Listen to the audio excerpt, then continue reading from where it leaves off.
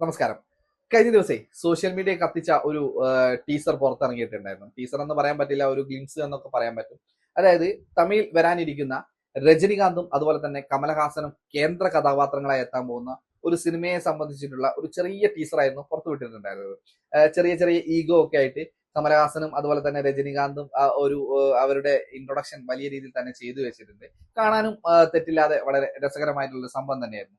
ഈ ഒരു ടീസറിൽ പ്രധാനമായിട്ടും കാണുന്ന രണ്ട് വ്യക്തികൾ എന്ന് പറയുന്നത് കമലഹാസനും രജനികാന്തും കൂടാതെ കാണുന്ന രണ്ട് വ്യക്തികൾ എന്ന് പറയുന്നത് ഒന്ന് സംഗീത സംവിധായകൻ അനിരുദ്ധും അതുപോലെ തന്നെ നെൽസൺ ദിലീപ് കുമാർ എന്ന് പറയുന്ന സംവിധായകനുമാണ്.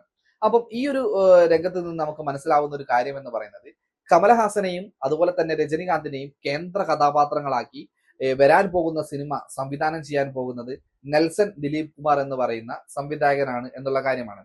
ഈ ഒരു സിനിമയെ കുറിച്ചുള്ള മുൻപ് കുറെ അനൗൺസ്മെന്റും കാര്യങ്ങളൊക്കെ വന്നിട്ടുണ്ടായിരുന്നു. ആര് സംവിധാനം ചെയ്യും എന്നുള്ള രീതിയിൽ വലിയ രീതിയിലുള്ള ഒരു ചർച്ചയും കാര്യങ്ങളൊക്കെ വന്നൊരു സിനിമ കൂടിയായിരുന്നു KH ആൻഡ് RA എന്ന് പറയുന്ന ഒരു സിനിമ, RK എന്ന് പറയുന്ന സിനിമ. അതായത് കമൽഹാസൻ ആൻഡ് രജനികാന്ത് എന്ന് പറയുന്ന ഇവരെ ഉൾപ്പെടുത്തിക്കൊണ്ടുള്ള ഒരു സിനിമ. സിനിമയ്ക്ക് ഒരു പേര് ഇതുവരെ ഇട്ടിട്ടില്ല. എനിക്ക് തോന്നുന്നു സിനിമയുടെ മറ്റു കാര്യങ്ങളൊക്കെ ചർച്ച ചെയ്ത് വരുന്നതേ ഉള്ളൂ. അപ്പോൾ ഇത് ആര് സംവിധാനം ചെയ്യും എന്നുള്ള രീതിയിൽ വലിയൊരു വാർത്ത സോഷ്യൽ മീഡിയയിൽ വന്നിട്ടുണ്ടായിരുന്നു. ആദ്യം പറഞ്ഞു കേട്ട ഒരു പേര് എന്ന് പറയുന്നത് ലോകേഷ് കനകരാജിന്റെ പേരായിരുന്നു. ലോകേഷ് കനകരാജ് കൂലിക്ക് ശേഷം രജനികാന്തിനെ വെച്ചിട്ട് കമലഹാസനോടൊപ്പം ചേർന്ന് ചെയ്യാൻ പോകുന്ന സിനിമ എന്നുള്ള രീതിയിലായിരുന്നു ഈ ഒരു സിനിമ പുറത്തു വന്നിരുന്നത്. കമലഹാസൻ നിർമ്മിക്കുകയും രജനികാന്ത് നായകനായിട്ട് അഭിനയിക്കുകയും ചെയ്യുന്നു എന്നുള്ള രീതിയിലായിരുന്നു ഇതിനെ കുറിച്ചുള്ള ഒരു പ്രൊമോഷനും ചർച്ചകളൊക്കെ വന്നിട്ടുണ്ടായിരുന്നു. എന്നാൽ കൂലി എന്ന് പറയുന്ന സിനിമ അത്രത്തോളം മികച്ചതാവാത്തത് കൊണ്ട് തന്നെ ആ ഒരു വരാനിരിക്കുന്ന സിനിമയിൽ നിന്നും ലോകേഷ് കനകരാജിനെ മാറ്റി എന്നുള്ള ഒരു വാർത്ത പിന്നീട് വന്നിട്ടുണ്ടായിരുന്നു. നിങ്ങൾക്ക് അറിയാം, കൂലി എന്ന് പറയുന്ന സിനിമ ആഗോള തലത്തിൽ സാമ്പത്തികമായിട്ട് വിജയം നേടിയിരുന്നെങ്കിലും ആളുകൾക്കിടയിൽ അത്ര ഹിറ്റ് ആവാതെ പോയിട്ടുള്ള ഒരു സിനിമ കൂടിയാണ് കൂലി എന്ന് പറയുന്നത്. വളരെ മോശം അഭിപ്രായമായിരുന്നു ഈ സിനിമയ്ക്ക് കിട്ടിയിട്ടുണ്ടായിരുന്നത്. അപ്പോ അതിനെ സംബന്ധിച്ച് എന്താ പറയാ, നമ്മുടെ ലോകേഷ് കനകരാജിനെ മോശം സിനിമ ചെയ്തത് കൊണ്ട് തന്നെ ഈ ഒരു സിനിമയിൽ നിന്ന് മാറ്റി എന്നുള്ള രീതിയിലൊക്കെ വാർത്തകൾ വന്നിട്ടുണ്ടായിരുന്നു. അതിനുശേഷം നമ്മുടെ പല സംവിധായകരുടെ പേരും ഈ ഒരു സിനിമയായിട്ട് ബന്ധപ്പെടുത്തിയിട്ട് അങ്ങനെ കേൾക്കുന്നുണ്ടായിരുന്നു. പക്ഷെ ഈ ഒരു സിനിമയുടെ ടീസർ വന്നപ്പോൾ ഒരു കാര്യം കൺഫേം ആയിട്ടുണ്ട്. ഈ സിനിമ സംവിധാനം ചെയ്യാൻ പോകുന്നത് നെൽസൺ ദിലീപ് കുമാർ ആണ്. നെൽസന്റെ തൊട്ടു മുമ്പത്തെ സിനിമയും കാര്യങ്ങളൊക്കെ നിങ്ങൾക്ക് അറിയാം, വലിയ ഹിറ്റായിരുന്നു. രജനികാന്തിനെ വെച്ചിട്ട് ജയിലർ എന്ന് പറയുന്ന ഒരു സിനിമയായിരുന്നു ചെയ്തിട്ടുണ്ടായിരുന്നത്. ഇപ്പൊ അതാ നെൽസൺ ചെയ്യാൻ പോകുന്ന ഒരു സിനിമ എന്ന് പറയുന്നത് ജയിലർ 2ന്റെ രണ്ടാം ഭാഗം ഉടനെ തന്നെ റിലീസ് ഉണ്ടാവും. അതിന്റെ പണിപ്പുരയിലാണ് നെൽസൺ എന്ന് പറയുന്നത്. നെൽസന്റെ ഒരു ജീവിത രീതികളൊക്കെ എടുത്തു നോക്കുകയാണെങ്കിൽ ഒന്നാമത്തെ ചിത്രം കൊലമാവ് കോകില എന്ന് പറയുന്ന ഒരു ചിത്രമായിരുന്നു. ചിത്രം ആ ഒരു കാലഘട്ടത്തിൽ വലിയ വിജയം നേടിയിട്ടുണ്ടായിരുന്നു. ആ ഒരു സിനിമയിൽ നയൻതാരയായിരുന്നു പ്രധാന വേഷം ചെയ്തിട്ടുണ്ടായിരുന്നത്. യോഗി ബാബു ഉണ്ടായിരുന്നു.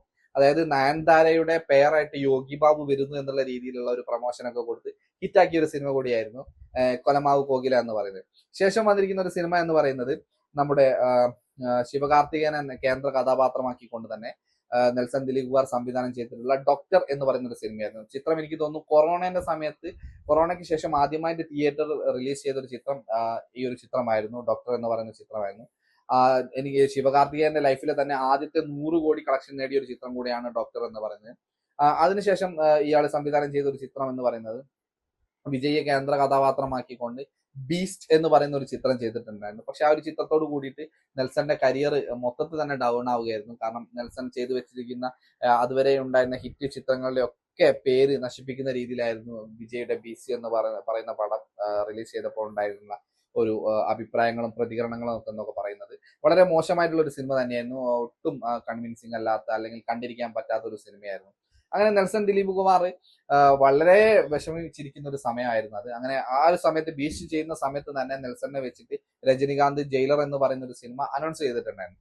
അങ്ങനെ ബീസ്റ്റിന്റെ പരാജയത്തെ തുടർന്ന് നെൽസനെ ജയിലറിൽ നിന്ന് പിന്മാറ്റി എന്നൊക്കെ പറഞ്ഞിട്ട് അല്ല ജയിലിൽ നിന്ന് പുറത്താക്കി എന്നൊക്കെ പറഞ്ഞിട്ട് വലിയ രീതിയിൽ വാർത്തകളൊക്കെ വന്നിട്ടുണ്ടായിരുന്നു. അതിൽ ഒരു പരിധി വരെ സത്യം ഉണ്ടായിരുന്നു. പിന്നീട് എങ്ങനെയൊക്കെ കൺവിൻസ് ചെയ്തിട്ട് അദ്ദേഹം ജയിലർ എന്ന് പറയുന്ന ഒരു സിനിമ എടുക്കുന്നു.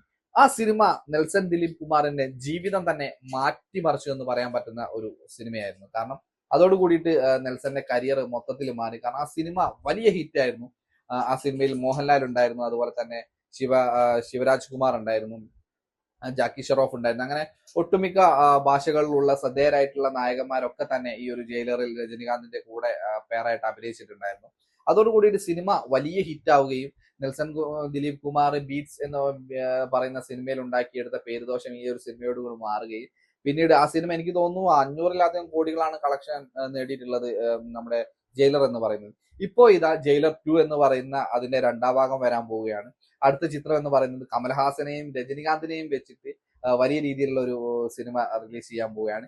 ഈ സിനിമയുടെ ടീസറിന്റെ സമയത്ത് ഉണ്ടായ ഒരു സംശയമാണ്, ഇവര് ഒരു കാറിൽ കയറിയിട്ട് ഇങ്ങനെ പോകുന്ന സമയത്ത് രജനികാന്തും കമലഹാസനും പിന്നിലിരിക്കുന്ന അനിരുദ്ധിനോടും അതുപോലെ തന്നെ നെൽസൺ ദിലീപുകാരനോടും ചോദിക്കുന്ന ഒരു ചോദ്യമുണ്ട്, ആര് ഹീറോ? അതായത് വരാനിരിക്കുന്ന സിനിമയിൽ ആരാണ് ഹീറോ, ആരാണ് വില്ലൻ എന്നുള്ള കാര്യം ആ, ആ, ആ, ചോദിച്ചുകൊണ്ടാണ് ആ ഒരു സിനിമയുടെ ടീസർ അവിടെ നിർത്തിവെച്ചിരിക്കുന്നത്. എന്തായാലും വരാനിരിക്കുന്നത് തമിഴിൽ നിന്നും ഒരു അടിപൊളി ആക്ഷൻ ത്രില്ലർ ചിത്രത്തിന്റെ സൂചനകളാണ് ലഭിച്ചിരിക്കുന്നത്. എന്തായാലും നമുക്ക് ഈ ഒരു ചിത്രമായിട്ട് ബന്ധപ്പെട്ടുള്ള വിശേഷങ്ങളൊക്കെ അടുത്ത വരും ദിവസങ്ങളിൽ ഉണ്ടാവുമെന്ന് വിശ്വസിക്കാം. അത്തരത്തിൽ വന്നിരിക്കുകയാണെങ്കിൽ ഉടൻ തന്നെ നിങ്ങളോട് ഈ ഒരു വിശേഷങ്ങൾ പങ്കുവെക്കുന്നതാണ്. നന്ദി, നമസ്കാരം.